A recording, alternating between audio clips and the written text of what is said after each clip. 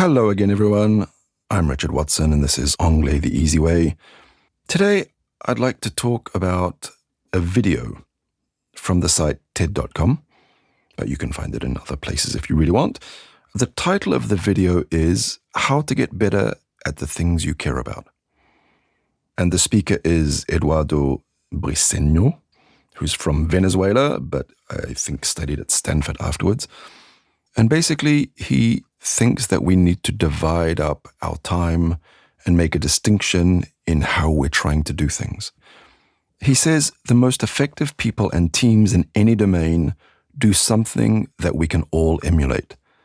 They go through life deliberately alternating between two zones, the learning zone and the performance zone. I'll quote him again.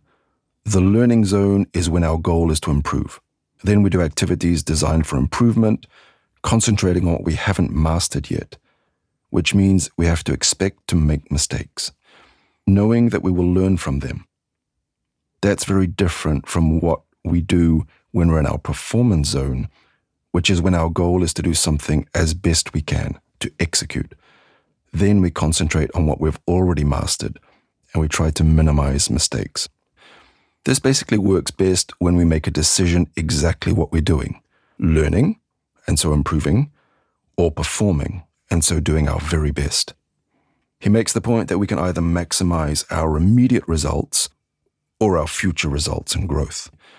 And one of the problems is that most people tend to spend most of the time in the performance zone, not the learning zone, because they don't want to make fools of themselves.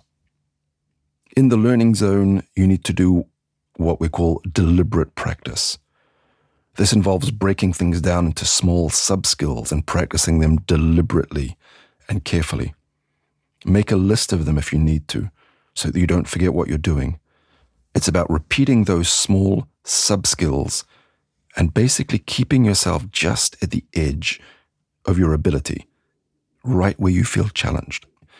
One of the reasons you stop improving in anything is that when you get to a certain level, you feel that it's okay, and we spend more time in the performance and less in the learning zone.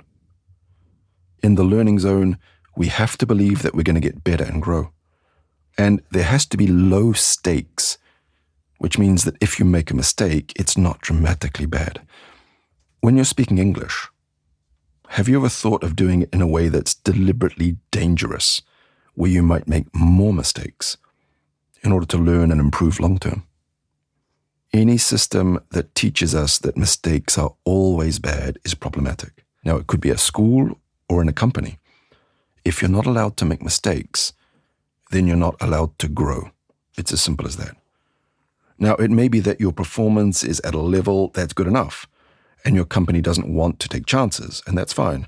But there needs to be some room for growth, for learning, and for improvement, surely. So how can you apply this to English? Well, the first thing is to decide what you're doing when you're using English. Which zone are you in?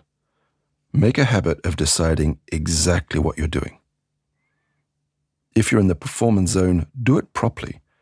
Try to really minimize your mistakes. Really try to use structures that you're sure of. And if you're in the learning zone, do the opposite. Try out new things. Test things you think you know. See if you can do things that you don't think you can.